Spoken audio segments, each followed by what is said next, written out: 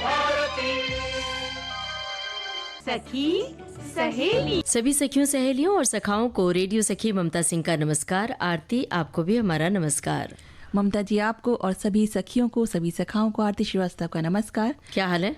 मैं ठीक हूँ ममता जी, और मैं बहुत देर से कुछ आपसे पूछना चाह रही हूँ और मुझे से अब रहा नहीं जा रहा। तो वैसे सवाल कोई पूछता है ना तो थोड़ा सा घबराहट होती है कि अब पता नहीं कौन सा सवाल आने वाला है, जवाब पता नहीं दे पाऊंगी कि नहीं। बहरहाल पूछिए, स्वागत मुझे है। लगता है आप इसका जवाब अच्छे से दे पाएंगी। अच्छा। तो मैं ये पूछना चाह रही थी कि आप पानी को बार बार ग्लास में थोड़ा थोड़ा करके डाल रही हैं, तो एक बार में क्यों नहीं डाल लेती हूँ उसे? अच्छा, पी लीजिए। थोड़ी देर पहले सखी सहेली जी हाँ, कार्यक्रम जी हाँ। शुरू करने से पहले ग्लास में पानी डालते हो, आप देख रही थी। अच्छा, दरअसल ये वजह ये है कि हमें लगा उतना ही पानी पीना है, फिर लगा कि थोड़ा सा और पी ले पानी, प्यास और है, फिर तिबारा डाला। और अब आप कहेंगे कि एक ही बार में क्यों नहीं पी लिया? वो इसीलिए कि कई बार क्या होता है, हम एक गिलास पानी भर लेते हैं और पीते नहीं है, आधा पी के आधा छोड़ देते हैं। अक्सर ऐसा होता है। हाँ, और कई बार तो हमने देखा है कि मेहमान जब घर में आते हैं तो हम ग्लास भर के दे देते हैं और सामने वाला सिर्फ औपचारिकता के तहत एक दो घूंट पी के और रख देता है, तो वो पानी वेस्ट होता है ना, उसको आप फेंक देते हैं। जी हाँ। तो क्या कभी ऐसे जब हम करते हैं तो कभी ध्यान जाता है इस ओर कि पानी की कमी हो रही है दुनिया भर में, और हमारे देश में बहुत सारे गांव ऐसे हैं जहां अभी भी बहुत दूर पैदल चल के ख़ास तौर से महिलाएं घड़ा सिर पर रख कर पानी भर के ले आती हैं, नदियों से, तालाब से, झरनों से, कुओं से।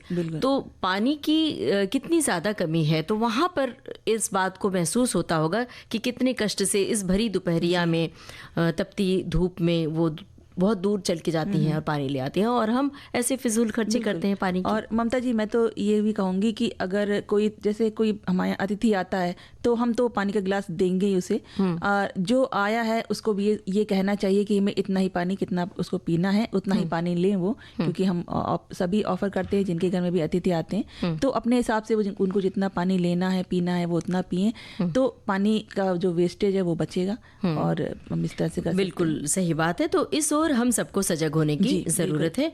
हम ये नहीं चाहते कि हमारे जो श्रोता हैं लिखें कि पानी की बचत करनी चाहिए और ऐसा करना चाहिए। हम चाहते हैं कि अपने अनुभव साझा करें, और ये भी कि वो क्या करते हैं। बिल्कुल, और ये भी बताएं कि कभी ऐसा हुआ उनके साथ कि उन्हें पानी की कमी का सामना करना पड़ा हो और उन्हें एहसास हुआ हो कि पानी की बचत करनी कितनी ज़्यादा ज़रूरी होता है। और कई बार जब बाहर जाते हैं, घूमने जाते हैं, तो आपके पास बाय चांस पानी नहीं है और बहुत दूर तक पैदल चले जा रहे हैं, तपती दोपहरिया है, तो ऐसे में पानी नहीं मिलता है, तो क्या हुआ आपके साथ?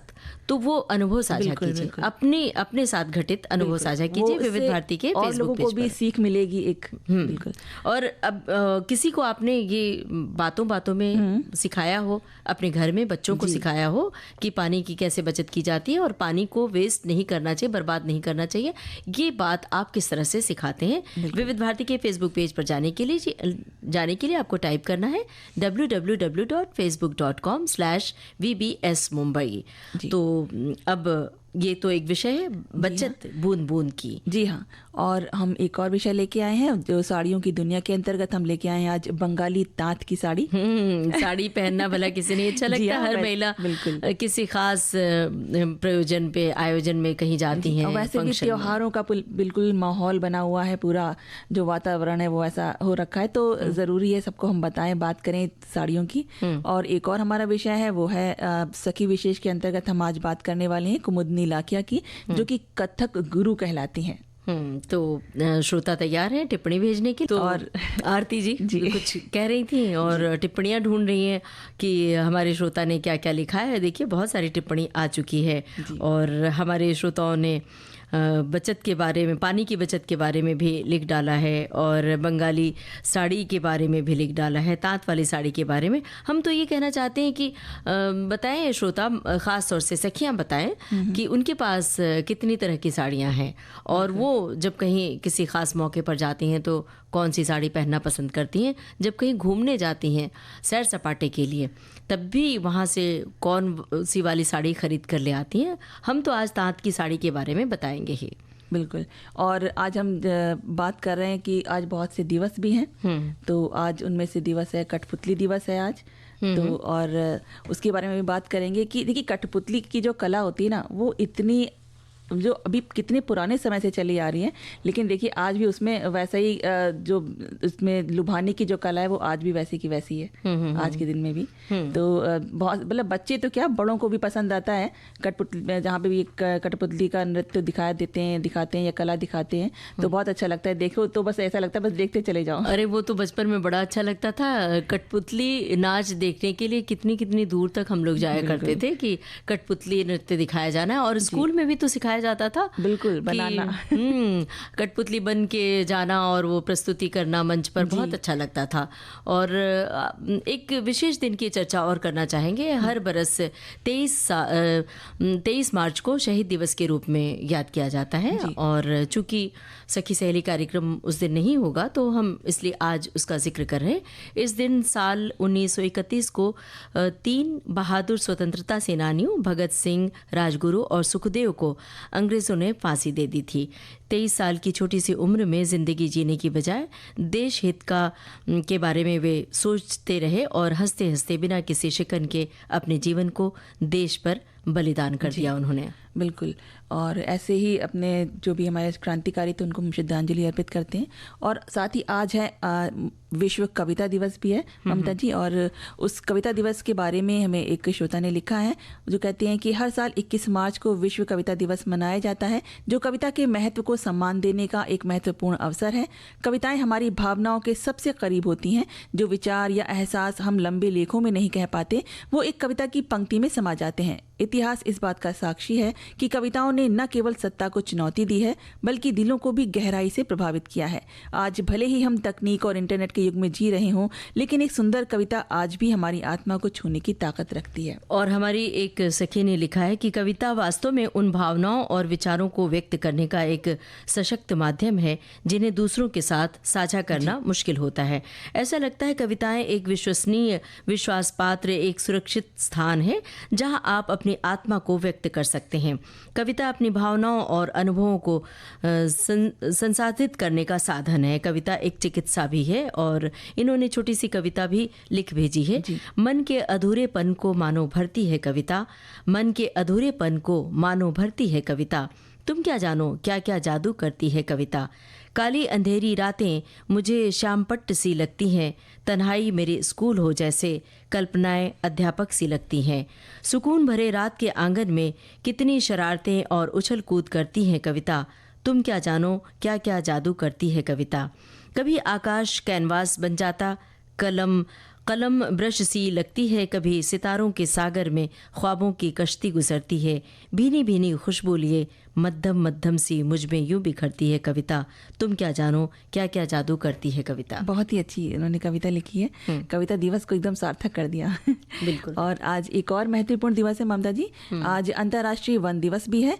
जो एक हमारे श्रोता है वो लिखते हैं कि आज अंतर्राष्ट्रीय वन दिवस है। वनों के महत्व के बारे में जागरूक करने के लिए ये दिवस मनाया जाता है। और आजकल तो वनों की कटाई बहुत ज़्यादा हो रही है, वनों से उनका घर छीना जा रहा है, यानी कि जो पशु पक्षी वहाँ पे रहते हैं उनसे उनका घर छीना जा रहा है। तो इस विषय में जागरूक होना बेहद ज़रूरी है, जिससे कि अगर वन नहीं रहेंगे तो जो मानवता है ना वो वहाँ पे उनका रहना भी मुश्किल हो जाएगा। क्योंकि देखिए जो आजकल बताया जा रहा है कि हम देख रहे हैं कि जो वनों में से शेर, चीते सब बाहर, कहते हैं ना कि वो जहाँ पे इंसान रह रहे हैं वहाँ पे इंसानी बस्ती में आजकल आ जा रहे हैं, तो कारण ही उसका यही है। तो वन दिवस के बारे में भी आप लोग को जागरूक करते हैं। तो ममता जी आज इतने सारे अंतर्राष्ट्रीय दिवस, विश्व दिवस हैं, तो उनमें से आज विश्व नवरोज़ दिवस भी है। तो नवरोज़ जिसका क्या अर्थ होता है नया दिन, यानी बसंत के पहले दिन और प्रकृति के नवीनीकरण को चिन्हित करने वाला एक उत्सव है। इसमें अनुष्ठान, समारोह और सांस्कृतिक कार्यक्रम होते हैं, और साथ ही जो अपने प्रियजन हैं उनके साथ विशेष रूप से हम खाने का आनंद लेते हैं। तरह तरह के पकवान बनते हैं और नए कपड़े पहने जाते हैं, परिवार और दोस्तों से मिलने जाते हैं, और विशेष रूप से बच्चों के लिए उपहार का आदान प्रदान किया जाता है।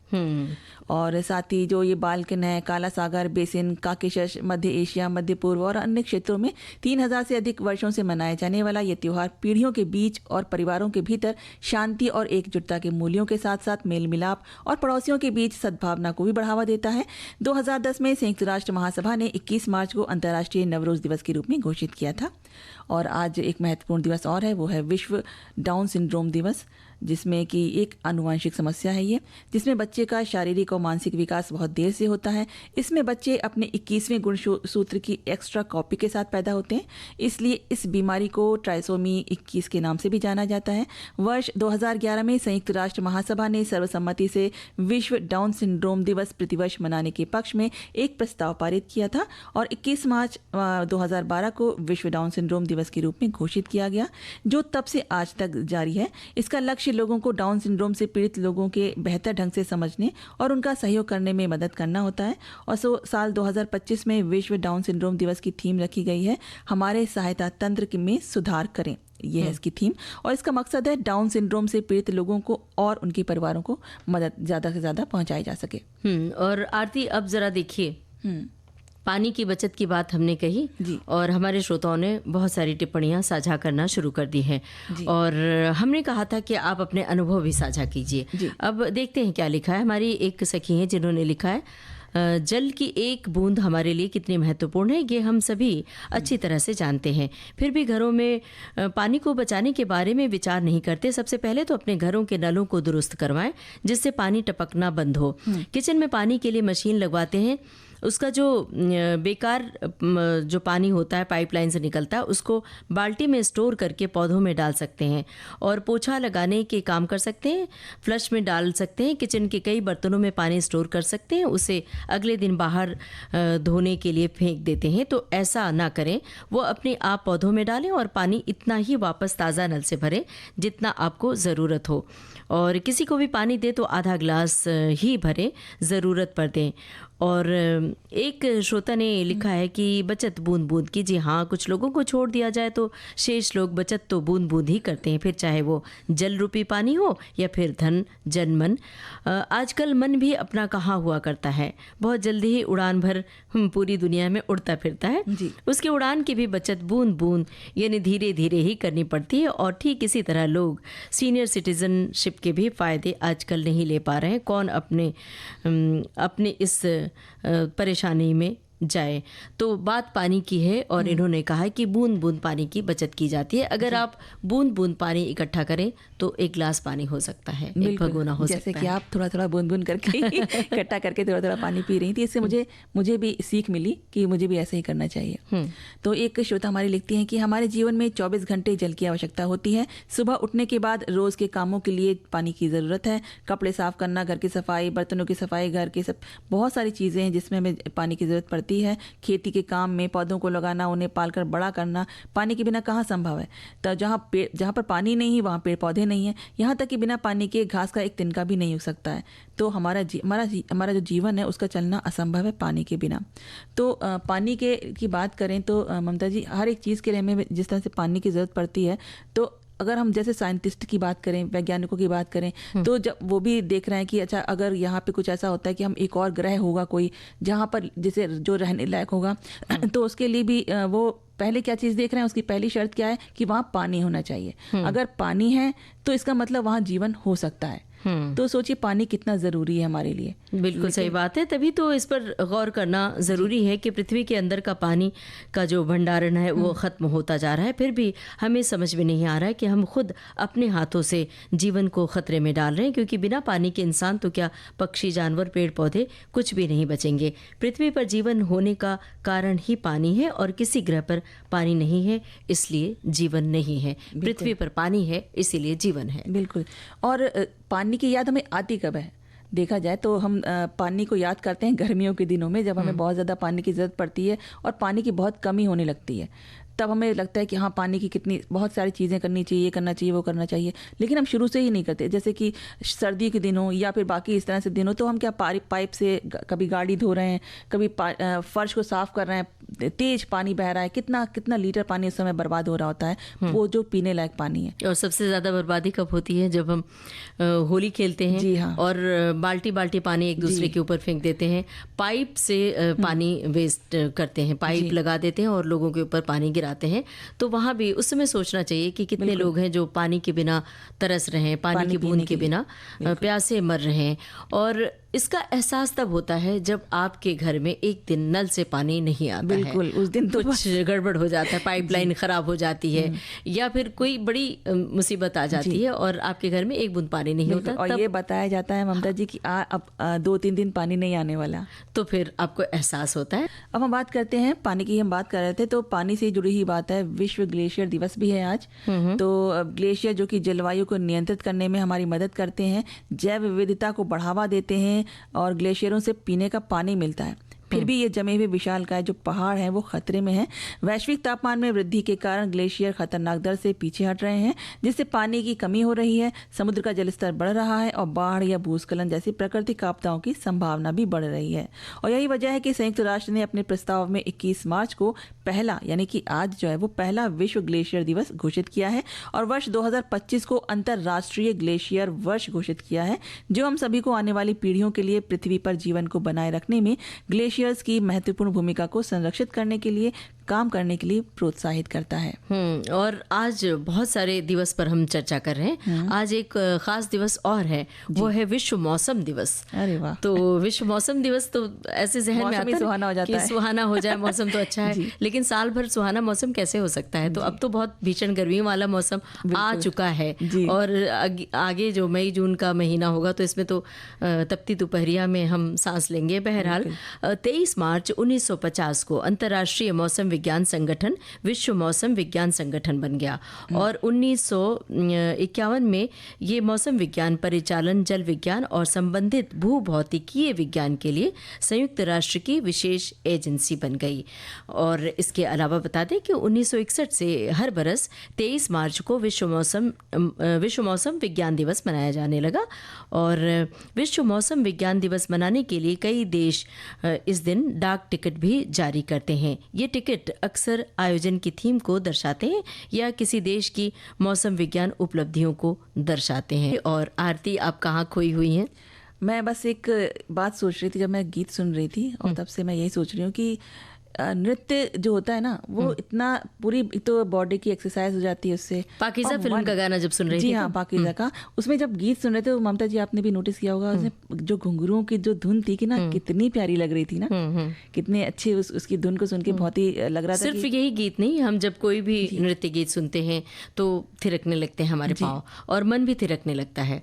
और नृत्य केवल हमें मन को अच्छा लगता है ऐसा नहीं, खुशी देता है, बल्कि नृत्य एक तरह का एक्सरसाइज का भी काम करता है। जो लोग अक्सर देखिए, जो लोग डांस के फील्ड में हैं, उनकी बनावट, शारीरिक ढांचा कितना अच्छा लगता है, उनका फिगर बड़ा अच्छा लगता है और कितने फिटफाट नजर आते हैं वो। बिल्कुल, और ऐसा लगता है वो जवां बने रहते हैं। तो नृत्य जीवन में बहुत जरूरी है, थोड़ा बहुत नृत्य कर लेना चाहिए। और आजकल तो म्यूजिक लगा के डांस करने का बड़ा ही फैशन है, हर मौके पर डांस किया जाता है और हर तरह के डांस किए जाते हैं। और ऐसा नहीं कि बहुत अच्छे से सीखा हुआ है तो भी लोग थिरक लेते हैं, लेकिन हाँ, जो बाकायदा तालीम लेकर नृत्य करते हैं उनकी बात निराली होती है और वो विशेष हो जाते हैं हम सब के लिए। तो आज ऐसी ही एक विशेष नाम है जिनके बारे में हम अपने श्रोताओं को बताना चाहते हैं। वो नाम है कुमुदनी लाखिया। आप हैं कथक नृत्यांगना। कुमुदनी लाखिया के बारे में हम थोड़ी जानकारी अपने श्रोताओं तक पहुंचा रहे हैं और हमारे श्रोताओं को भी बहुत सारी जानकारी है जो हमारे विविध भारती के फेसबुक पेज पर लिख रहे हैं। तो बता दें कि कुमुदनी लाखिया और कथक ऐसा लगता है ये दो नहीं बल्कि एक ही हैं। 70 साल से ज़्यादा के नृत्य करियर में कुमुदनी लाखिया का नाम आज कथक का पर्याय बन चुका है। कुमुदनी जो कि एक भारतीय कथक नृत्यांगना और कोरियोग्राफर हैं, अहमदाबाद गुजरात में रहती हैं। इनका जन्म 17 मई 1930 को हुआ था। प्रतिभावान और लगातार सीखते रहने की इच्छा शक्ति वाली कुमुदनी लाखिया ने बीकानेर घराने के सोहन लाल जी से 7 साल की छोटी सी उम्र से ही कथक की शिक्षा लेनी शुरू कर दी थी। उनकी माँ लीला भी एक शास्त्रीय गायिका थी। आप ध्यान दीजिए आरती कि 7 साल की छोटी सी उम्र में उन्होंने कथक की तालीम लेनी शुरू कर दी थी। 7 साल की उम्र में तो बच्चे सिर्फ खेलते हैं, इधर उधर मौज मस्ती करते हैं, कहीं कुर्सी पर चढ़ते हैं, टेबल पर चढ़ते हैं, मौज मस्ती में इतने उनके पीछे इतनी रोक टोक होती है। उस समय से इन्होंने तालीम लेनी शुरू कर दी। तभी इसीलिए वो गुरु कहलाती हैं, इसीलिए वो गुरु भी बन पाए। तो कुछ अगर पाना है तो अपने आप को उस हिसाब से रखना भी होता है। तो बनारस घराने के आशिक हुसैन और जयपुर स्कूल के सुंदर प्रसाद जी से कठोर प्रशिक्षण लेने के साथ उनकी कला की यात्रा आगे बढ़ी। उन्होंने महान शंभू महाराज जी से सीखते हुए अपनी नृत्य कला को और निखारा, नृत्य शैली की बारीकियों को समझा और उन्हें अपने दिलो दिमाग में गहराई तक उतार लिया। वो विशेष रूप से अपनी खूबसूरत कोरियोग्राफी के लिए जानी जाती हैं। उनकी कुछ प्रसिद्ध कोरियोग्राफी हैं धपकर यानी पल्स, युगल, द डुएट और अताह किम यानी वियर नाउ, जिन्हें उन्होंने 1980 में दिल्ली में वार्षिक कथक महोत्सव में प्रस्तुत किया था। और वो गोपी कृष्ण के साथ हिंदी फिल्म उमराव जान जो 1981 में रिलीज हुई थी जो फिल्म, इसमें भी कोरियोग्राफर थीं। कुमुदनी लाखिया को कथक की महानतम कलाकार माना जाता है और उनकी अद्वितीय तकनीकी कुशलता, कलात्मक गहराई और नवाचार के निरंतर खोज ने उन्हें भारतीय नृत्य के इतिहास में एक स्थायी जगह दिला दी। एक प्रतिष्ठित करियर के बाद उन्होंने 1967 में अहमदाबाद में कदम्ब नृत्य केंद्र की स्थापना भी की।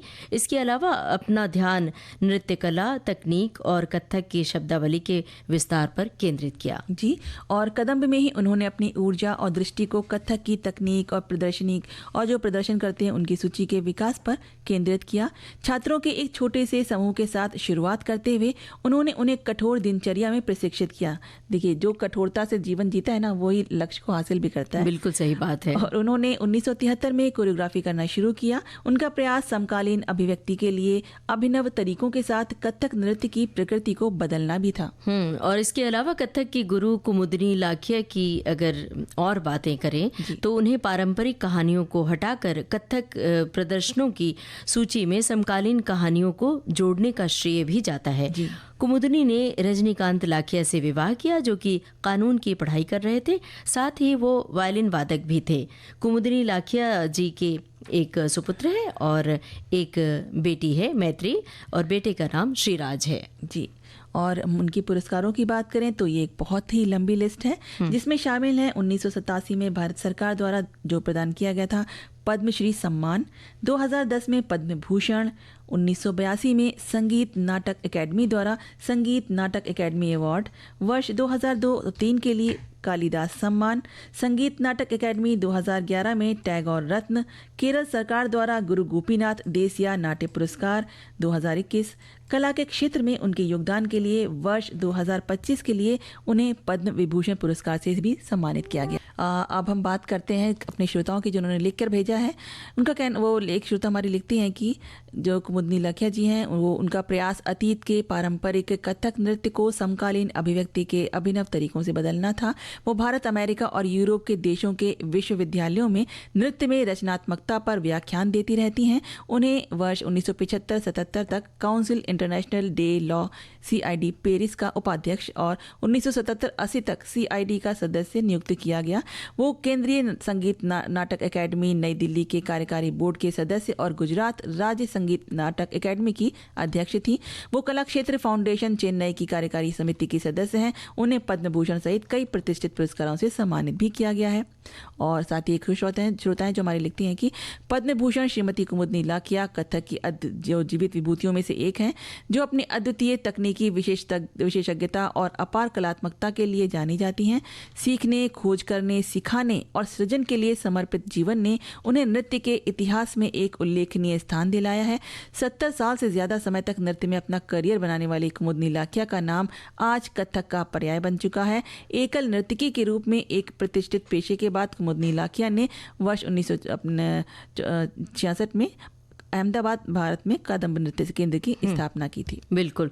और एक श्रोता ने लिखा है कि उन्होंने कई नृत्य नाटकों का निर्माण किया जिनमें कुमार संभव, ध्रुव स्वामिनी और पंचतंत्र भी शामिल है। उन्होंने अपने नृत्य के माध्यम से सामाजिक मुद्दों को भी उठाया और बहुत सारे पुरस्कार मिले जिसका जिक्र हम कर चुके हैं। आरती, साड़ियों की दुनिया बड़ी निराली है और इतनी तरह की साड़ियाँ होती हैं।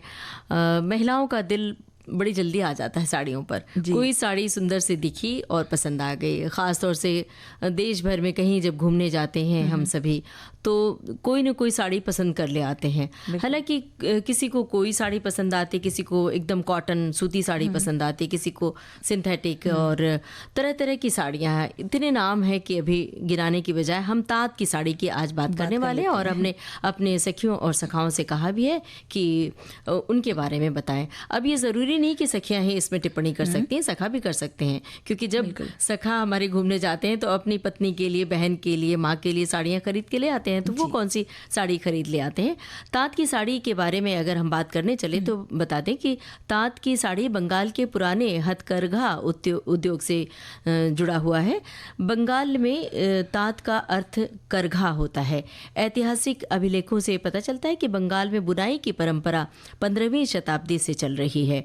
ताँत की साड़ियाँ आमतौर पर कपास से बनाई जाती हैं, जिससे वो हल्की और हवादार होती हैं। गर्म और ठंडे मौसम के लिए ये बड़ी ही ठीक होती हैं, सही होती हैं। कुछ जगहों पर चमक और सुंदरता जोड़ने के लिए रेशम भी इसमें मिलाया जाता है। ताँत साड़ी में पारंपरिक हथकरघा तकनीक प्रयोग किया जाता है और एक महीन नाजुक बुनावट होती है जो मिलकर बड़ी खूबसूरत बन जाती है। जी, और ताँत साड़ी बनाने में पहले सूती धागे धोए जाते हैं, फिर अलग अलग रंगों में रंगे जाते हैं। वैसे तो पारंपरिक प्राकृतिक रंगों का ही प्रयोग होता है, लेकिन अब सिंथेटिक रंग भी प्रचलन में है। रंगे हुए धागे करगे पर फैलाए जाते हैं। लंबाई में फैले धागों को ताना कहा जाता है, जबकि चौड़ाई में धागों को बाना कहा जाता है। ताना धागों के साथ करगे को स्थापित करते हैं और बाना के धागों को उनके माध्यम से जोड़ा जाता है। जटिल डिजाइन करगे पर जैकवर्ड या डोबी अटैचमेंट का उपयोग करके बनाए जाते हैं। बॉर्डर और पल्लू को विशेष ध्यान देकर बुना जाता है। ये इतनी जटिल प्रक्रिया है कि इसमें कई दिन लग जाते हैं। और इस साड़ी की खासियत ये है कि इसमें स्टार्च लगाकर पहनने पर एकदम नई दिखती है। ताँत की साड़ी पर बहुत सारी डिज़ाइन बुनाई दिखती है। इसमें भौरा, राजमहल, अर्धचंद्र, हाथी और फूल नज़र आते हैं। साड़ी को बुनते समय ये डिज़ाइन उसमें डाल दिए जाते हैं और ज़्यादातर लोग कॉटन साड़ी और ताँत साड़ी को एक ही समझते हैं, जो कि गलत है। दोनों में काफ़ी अंतर है। जी, और ताँत साड़ी आमतौर पर कॉटन कपड़े की बनी होती है, लेकिन इसका पल्लू और बॉर्डर बहुत ही सुंदर तरीके से सजाया हुआ रहता है। ताँत साड़ी को फ्लोरल पेजली और अन्य डिजाइन के साथ बुना जाता है, जो कई तरह के रंग बिरंगे पैटर्न में होती है। ताँत साड़ी सिर्फ परिधान नहीं बल्कि बंगाली संस्कृति और परंपरा का प्रतीक माना जाता है। इसीलिए ममता जी, जो दुर्गा पूजा वगैरह होती है उसमें ताँत साड़ी का बहुत महत्व होता है। जो चौड़े चौड़े बॉर्डर होते हैं ना, लाल रंग के और सफ़ेद रंग की साड़ी होती है, वो बहुत ज़्यादा प्रचलन में होती है। आपकी ये बात सुनते हुए हमें हमारे एक श्रोता की बात नज़र आई। हमारे एक श्रोता ने लिखा है कि आज से 25 साल पहले मेरे भैया की शादी में मैंने ताँत की साड़ी खरीद कर पहनी थी। उस समय नई चलन में आई थी। एकदम बारीक और पारदर्शी होती है। कहीं ज़्यादा भरी जरी, कहीं कम जरी की चेक होती है और बहुत ही हल्की होती है। आराम से पहनने वाला इसको संभाल सकता है। मैंने गुलाबी रंग की खरीदी थी, जो पहनने के बाद बहुत ही खूबसूरत दिख रही थी और अक्सर लड़कियों, महिलाओं की खास पसंद होता है गुलाबी रंग। एक श्रोता ने लिखा है कि 6 गज की ताँत साड़ी की खासियत 2 से 4 इंच की मोटी बॉर्डर और सजावटी पल्लू है। विभिन्न प्रकार के फूल, पैसले और कलात्मक रूपांकनों में महीन सूती धागों का प्रयोग किया जाता है और प्रत्येक साड़ी को जीवंत होने में, मतलब तैयार होने में 7 से 10 दिन लगते हैं। सबसे पसंदीदा समय सम्मानित रूपांकनों में जो भंवरा, तावीज़, राजमहल वगैरह वगैरह, इसकी जानकारी हम दे चुके हैं हमारे श्रोता ने जो लिखा है। जी, और एक और श्रोता हैं जो कहते हैं कि साड़ी की दुनिया, ये जो बंगाली साड़ी की बात करने वाले हैं आज हम लोग, तो उन्होंने एक बात कही है कि वो इस बात को बहुत ही वॉल्यूम कम करके सुनने वाले हैं, क्योंकि उनको लगता है कि अगर वो बात हम लोग हमारी उनकी श्रीमती जी तक पहुंच जाएगी तो वो जिद करेंगी और उनको जाना पड़ेगा शॉपिंग के लिए लेकर। तो ये तो नाइंसाफ़ी है भाई। मुझे तो लगता है कि हम तो यही कह रहे हैं कि अगर कान में कहीं धीरे से आवाज़ जा रही तो ज़रा रेडियो की आवाज़ बढ़ा लीजिए, क्योंकि आज हम ताँत की साड़ियों की बात कर रहे हैं। और अगर साड़ियों के बारे में जानकारी मिल रही है तो तोहफे के रूप में कुछ देना है अगर आज इस महीने में, तो ताँत की साड़ी खरीद के दे सकते हैं। बिल्कुल, इतने सारे त्योहार हैं तो ताँत की साड़ी बहुत ज़्यादा महंगी भी नहीं होती और रख रखाव भी बहुत ही नॉर्मल तरीके से होता है इसमें। अब आरती देखिए, एक श्रोता ने लिखा है कि साड़ियों की दुनिया, बंगाली ताँत की साड़ी। भाई ताँत से तो रैकेट बना सकते हैं, जिसके साथ बचपन में खूब खेला है। शटल कॉक से बैडमिंटन खेला करता था और आज इस ताँत से बनने वाले साड़ियों को भी देखा तो नहीं लेकिन सुना अवश्य है और अब जानकारी भी बढ़ जाएगी। बिल्कुल, एक और श्रोता है जो हमारे कहते हैं कि आजकल ये साड़ी आज भी बंगाल की महिलाओं द्वारा घर पार्टियों और उत्सवों में और शादियों पहना जाती है और पारंपरिक बंगाली शादी की रस्मों में दुल्हन को हल्दी समारोह के दौरान पहनने के लिए पीले रंग की ताँत की साड़ी उपहार में दी जाती है और इसको बंगाली कॉटन साड़ी भी कहा जाता है। बिल्कुल, और एक श्रोता जानकारी दे रहे हैं कि साड़ी बुनने का इतिहास भारत में काफ़ी पुराना है। यहाँ आपको अलग अलग प्रांतों में अलग अलग बुनकरों द्वारा साड़ी बुनने की अनोखी कला देखने को मिल जाएगी। बंगाल की लोकप्रिय साड़ी को भी हाथों से ही बुना जाता है। हाँ, इसकी बुनाई अलग प्रकार की होती है जो केवल आपको बंगाल और बांग्लादेश में ही देखने को मिलेगी। आपको जानकर हैरानी होगी कि जब देश का विभाजन हुआ और बांग्लादेश पाकिस्तान का हिस्सा हो गया, तब बांग्लादेश की कई बंगाली बुनकर भारत में आकर बस गए और बहुत बारीकी से ताँत का काम किया इन्होंने, ताँत की साड़ियों का। बिल्कुल, और ममता जैसे आपने कहा था कि वो श्रोता बताएं उनके पास कलेक्शन में कौन कौन सी साड़ी हैं, तो एक श्रोता मैं लिखती हैं कि ताँत की साड़ी, बंगाल की साड़ी, टांगाइल, ढाकाई, जामदानी, धोनिया खोली, गारदा, बालूचेरी, सभी साड़ियाँ मुझे बेहद पसंद हैं और मैं हमेशा इनका अपने कलेक्शन में इनको शामिल करती हूँ। बालूचेरी साड़ी मैंने खरीदी नहीं है, वैसे ये साड़ी बेहद खूबसूरत दिखती है। तो उन्होंने अपने कलेक्शन के बारे में बता दिया है, सारा का सारा बात है। और एक और श्रोता है जो हमारे लिखते हैं कि जो 6 गज की जो साड़ी है उसकी बहुत सी खासियत होती हैं और इन्होंने जैसे जो हमने बताया तो वो जानकारी दी इन्होंने। और साथ में एक और श्रोता हैं जो ये लिखते हैं कि ताँत की साड़ी आप ओकेशन के हिसाब से ही चुनें, जो भी आप किस अवसर पर जा रहे हैं। दरअसल इसमें कई वैरायटी होती हैं जो अलग अलग कलर और डिज़ाइन में मिलती हैं। कुछ सिंपल होती हैं तो कुछ खास ओकेज़न के लिए डिज़ाइन की जाती हैं। ऐसे में अगर आप ताँत की साड़ी खरीदने जाएं तो पहले से ये क्लियर कर लें कि आपको इसे कब और कैसे पहनना है, उसी हिसाब से आप इसे खरीदें। और हमारे एक श्रोता ने लिखा है कि ताँत साड़ी में कई तरीके की वैरायटी होती है जिसे क्षेत्रों के नाम पर रखा गया है। बंगाल में फुलिया, अतपुर और धनिया खली जैसे ताँत साड़ियाँ पॉपुलर हैं। ये सभी नाम अलग अलग क्षेत्रों के हैं। ताँत साड़ी में खास तरीके का पल्लू बनाया जाता है जो आपकी खूबसूरती को बढ़ाता है। अगर आप ताँत साड़ी खरीदने जाएं तो पल्लू का खास ख्याल रखें। अगर साड़ी का पल्लू खूबसूरत नहीं है, उसमें डिज़ाइन नहीं बनी हुई है, तो ये देखने में बिल्कुल सिंपल लगेगी। ताँत की साड़ी की खूबसूरती ही उसके पल्लू और बॉर्डर पर आधारित होते हैं। तो ऐसे में खरीदते वक्त ध्यान रखें। और इसके अलावा कुछ भी बताने बोलने बतियाने का समय नहीं है। तो अब सखियों और सखाओं से लेते हैं इजाजत। आप सभी को ममता सिंह और आरती श्रीवास्तव का नमस्कार।